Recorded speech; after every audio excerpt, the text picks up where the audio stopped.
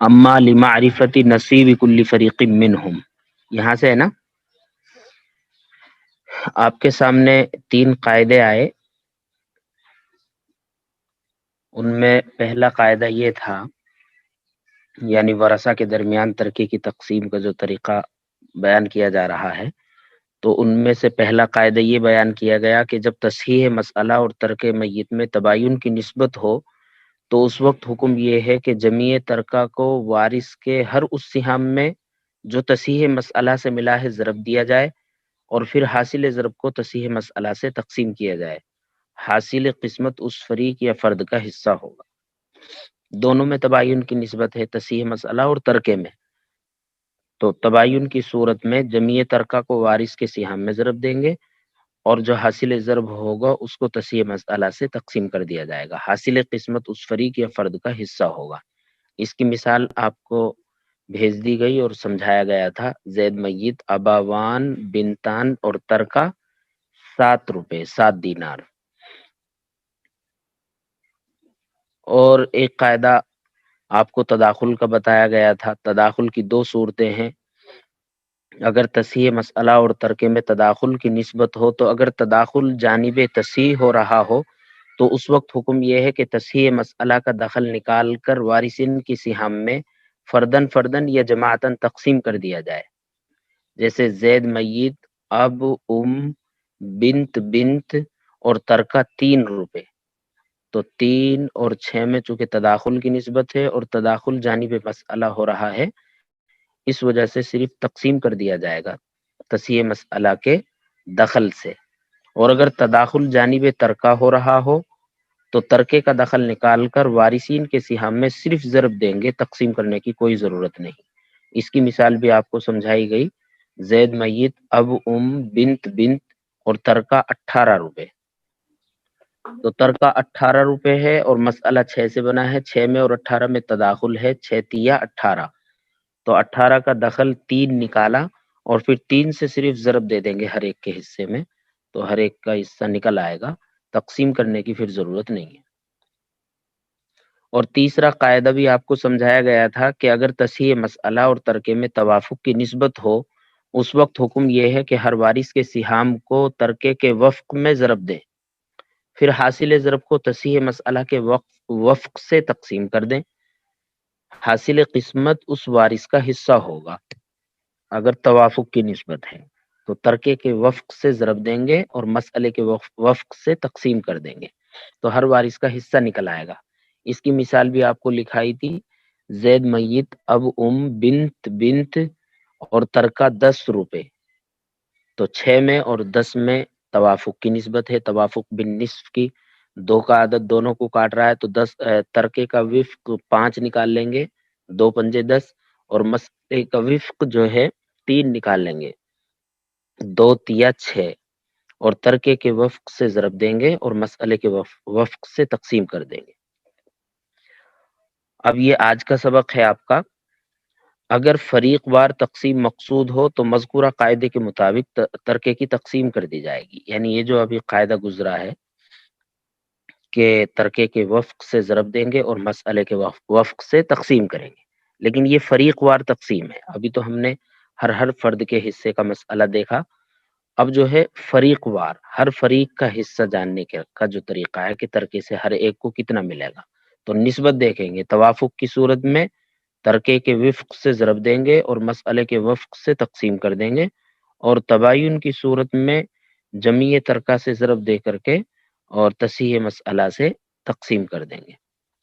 اس کی مثال میں زاہدہ میت، زوج، اخوات 4 اور اخت لام 2.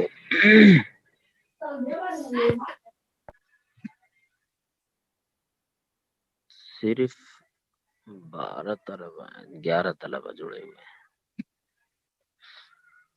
ہاں، تو زوج ہے، اخوات 4 ہیں، اخت لام 2 ہیں. 4 حقیقی بہنیں اور 2 اخیافی بہنیں. اب مسئلہ کتنے سے بنے گا؟ زوج کو اولاد نہ ہونے کی وجہ سے نصف ملے گا، اور اخوات کو ثلثان اور اخت لیوم کو ثلث. چونکہ 2 ہیں تو ثلث ملتا ہے. تو زوج کو 6 سے مسئلہ بنے گا. نصف اور سلوسان اور سلوس کے انضمام کی صورت میں مسئلہ 6 سے بنتا ہے. 6 سے ہم نے مسئلہ بنایا ہے. 6 کا نصف زوج کو 3 دیا اور 6 کا سلوسان اخوات کو 4 دیا اور 6 کا سلوس 2 یہ 2 اخت لیوم کو دیا. تو یہ کل حصے کتنے ہو گئے؟ 3 اور 4 7 اور 2 9. تو 9 سے یہ مسئلہ اولیہ ہو گیا، اول ہو گیا اس میں. اب اصل مسئلہ جو ہے یہ اولیہ ہی ہوگا. تو اور ترکہ ہے 12 روپے. تو مسئلہ یعنی اولیہ اور ترکے میں کون سی نسبت ہے؟ 9 میں اور 12 میں توافق کی نسبت ہے، اس لیے کہ 3 کا عدد دونوں کو کاٹ رہا ہے. 3 تیا 9 اور 3 چوک 12. تو ہم نے دونوں کا وفق نکال لیا. 12 کا وفق 4 اور 9 کا وفق 3. اب ترکے کا جو وفق ہے یعنی 4، اس سے ہر ایک کے سہام میں ضرب دیں گے اور یہ جو مسئلے کا وفق ہے یعنی 3، اس سے جو ہے تقسیم کر دیں گے. تو ہم نے 4 کو زوج کے حصے 3 میں ضرب دیا. 4 کو زوج کے حصے 3 میں ضرب دیا. 4 एकम 4 4 दूनी 8 4 تیا 12. اور مسئلے کے وفق سے ہم جو ہے اس کو تقسیم کریں گے. تو 3 سے 3 پر جو ہے ہم نے 12 کو تقسیم کیا تو 3 چوک 12. 4 جو ہے زوج کو مل جائے گا ترکے میں سے. اخوات کے حصے کتنے ہیں؟ 4 ہیں. 4 کو 4 میں ضرب دیا، 4 چوک 16. 4 چوک 16. 16. اور 3 سے جو ہے اس کو تقسیم کرنا ہے. تو 3 کا پہاڑا ہم 16 میں پڑھیں گے. 16 میں نہیں پڑھا جا سکتا تو 16 سے کم یعنی 15 میں 15 میں یعنی 5 مرتبہ پڑھا جا سکتا ہے. 3 پنجے 15. تو 16 کے نیچے ہم نے 15 لکھ دیا اور برابر میں 5 لکھ دیا ہم نے. اور پھر 16 میں سے ہم نے 15 گھٹائے تو 1 بچا. اب 3 کا پہاڑا 1 میں تو نہیں پڑھا جا سکتا، اس لیے ہم نے پیسے بنا لیے، 100 پیسے بنا لیے. 1 روپے کے 100 پیسے ہوتے ہیں تو 100 پیسے بنائے ہم نے. اور ادھر جو ہے ہم نے نشان لگا کر کے آگے ہمیں پیسے ہی لکھنے ہیں، یعنی 5 کے بعد جو ہم نے ایک نشان لگایا ہے. تو 3 کا پہاڑا اب ہم 10 میں پڑھیں گے، 100 میں ڈائریکٹ نہ پڑھ کے صرف 10 میں پڑھیں گے، ایک زیرو کو ابھی باقی رکھیں گے. تو 3 تیا 9، 3 تیا 9. تو 10 کے نیچے 9 کا لکھ دیا ہم نے اور 3 برابر میں لکھ دیا. پھر 10 میں سے 9 گئے، بچا 1. 1 میں نہیں پہاڑا پڑھا جا سکتا، وہ زیرو جو اوپر بچی ہوئی ہے 100 میں سے اس زیرو کو اتارا تو 3 تیا 9. پھر آگے 3 لکھ دیا اور نیچے 9 لکھ دیا. 10 میں سے 9 گئے، بچا 1. تو یہ 1 جو ہے بٹا کر کے لکھ دیں گے، 1/3. تو اخوات کے حصے 5 روپے 33 پیسے 1/3. 5 روپے 33 پیسے 1/3. ایسے ہی 2 اخت لئم ہیں اور ان کے حصے بھی 2 ہیں. تو ترکے کے وفق سے ہم نے ضرب دیا ہے 4 دونی 8. اور مسئلے کے وفق سے ہم تقسیم کریں گے تو 3 एकम 3 3 دونی 6. 3 تیا 9 پڑھیں گے تو 8 سے زیادہ ہو جائے گا، اس لیے 3 دونی 6. 6 کا ہم نے 8 کے نیچے لکھا ہے تو اور برابر میں 2. تو 8 میں سے 6 گئے، بچے 2. 2 ہم نے نیچے لکھا. پھر 3 کا پہاڑا 2 میں نہیں پڑھا جا سکتا، اس لیے ہم نے پیسے بنائے.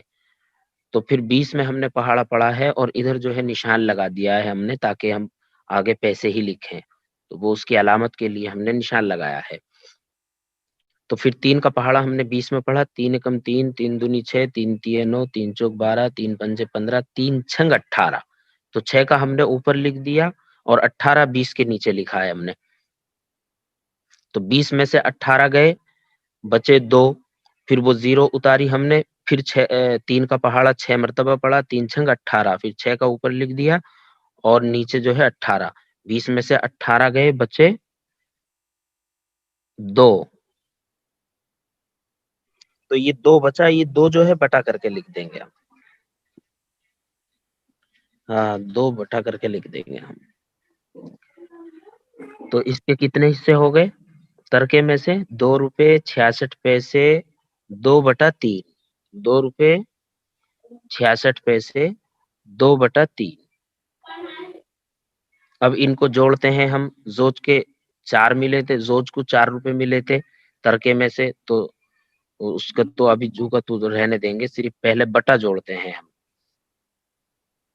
بٹا کتنا ہے اخوات کے 5 روپے 33 پیسے 1/3 ہے. ایسے ہی ہم نے دو اخت لیوم کا لکھا ہے 2 روپے 66 پیسے 2/3. تو بٹا میں اوپر والا عدد جوڑا جاتا ہے، تو 1 اور 2، 1/3 میں 1 اور 2/3 میں 2 اوپر والا عدد لیں گے. تو 1 اور 2 3، 3 کا پورا ایک عدد مانیں گے، 3 کا پورا ایک عدد مانا جائے گا. اس لیے کہ 3 سے ہم نے تقسیم کیا ہے، تو اگر وہ ڈبل ہوگا تو پھر 2 عدد، اور اگر اس سے بھی زیادہ ہوگا تو اسی حساب سے بڑھتا چلا جائے گا. تو یہاں پر چونکہ ہم نے 3 سے تقسیم کیا ہے تو مکمل 3 آیا ہے، تو ایک تو یہ ہو گیا. اب پیسے جوڑتے ہیں ہم، 3 اور 6 9 اور 1 بٹا کا 10، 10 کی 0 حاصل 1، پھر 3 اور 6 9، 1 حاصل کا 10، 10 کی 0 حاصل 1، 4 اور 1 حاصل کا 5، اور نیچے 5 10 اور 2 12. یہ 12 جو ہے مکمل ہو گیا، 1200 پیسے یعنی 12 روپے. یہ مکمل تقسیم ہو گئی. اگلا قاعدہ جو ہے وہ توافق کا ہے، یعنی اگر تصحیح مسئلہ تباین کا ہے. یہ تو توافق کی صورت ہو گئی. اگر تصحیح مسئلہ اور ترکے میں تباین کی نسبت ہو تو اس وقت حکم یہ ہے کہ جمع ترکہ سے فریق یا فرد کے سہام میں ضرب دیا جائے اور جمع تصحیح سے حاصل ضرب کو تقسیم کیا جائے. حاصل قسمت اس فریق یا فرد کا حصہ ہوگا. یہ ترک تباین کی مثال ہے. زاہدہ میت، زوج اور اخوات 4، اخت لیوم 2 اور ترکہ 13 روپے. تو مسئلہ تو اسی طرح بنے گا. اول ہو گیا 9 سے، تو 9 اور ترکہ 13 روپے.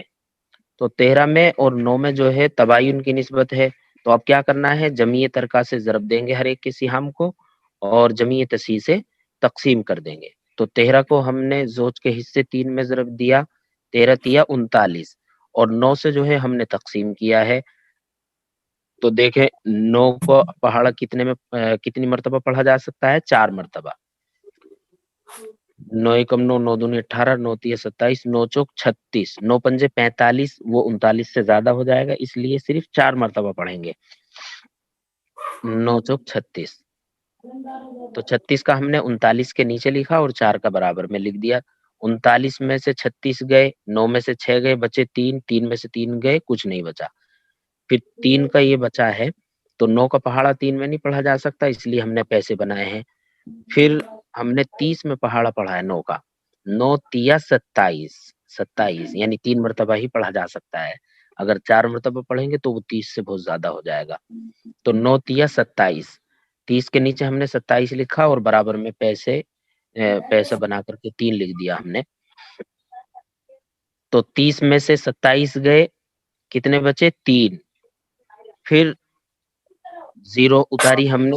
پھر اسی طرح جو ہے ہم نے 3 مرتبہ پہاڑا پڑھا، 9 تیا 27، پھر آخر میں 3 بچے.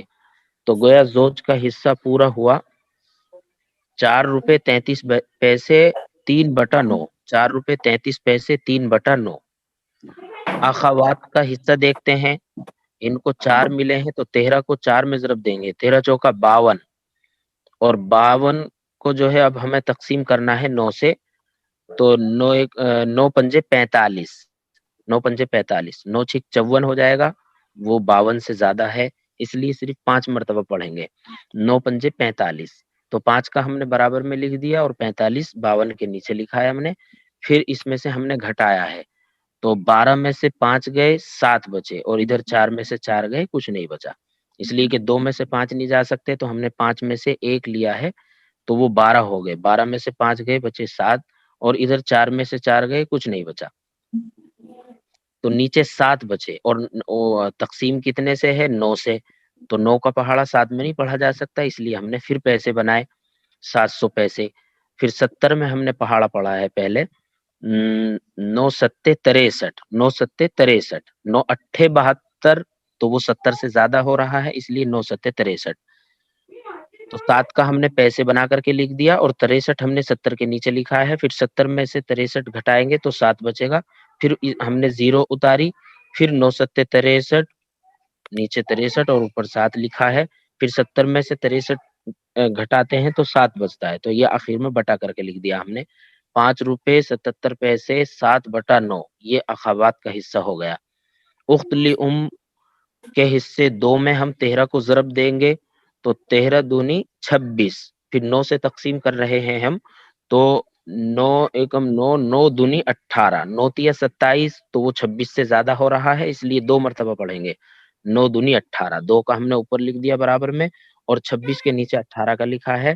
اب اس میں سے گھٹانے ہیں، 6 میں سے 8 نہیں جا سکتے، اس لیے ہم نے برابر والے عدد سے 1 لیا تو یہ 16 ہو گئے، 16 میں سے 8 گئے، بچے 8، اور ادھر 1 ہی بچا تو 1 میں سے 1 گیا، کچھ نہیں بچا۔ تو اب یہ 8 ہے، 8 میں 9 کا پہاڑا نہیں پڑھا جا سکتا، اس لیے پھر پیسے بنائے، تو 80 میں پھر پہاڑا پڑھیں گے ہم 9 اٹھے 72، 9 اٹھے 72، تو 8 کا اوپر پیسے بنا کر کے لکھ دیا اور 72 نیچے، اور پھر 10 میں سے 2 گئے، بچے 8، اور 7 میں سے 7 گئے، کچھ نہیں بچا، پھر 0 اتاری، پھر 9 اٹھے 72، اور پھر 80 میں سے 72 گھٹائیں گے تو 8 بچے گا آخر میں، تو اسے بٹا کر کے لکھ دیں گے، تو 2 روپے 88 پیسے 8/9، یہ اخت لام کا حصہ ہوگا۔ اب نیچے ہم نے جو ہے اسے جوڑا ہے، اب ادھر دیکھیں آپ، زوج کا حصہ کتنا ہے؟ 4 روپے 33 پیسے 3/9، اور اخوات کا حصہ 5 روپے 77 پیسے 7/9، اور اخت لام ان کا حصہ کتنا ہے؟ 2 روپے 88 پیسے 8/9۔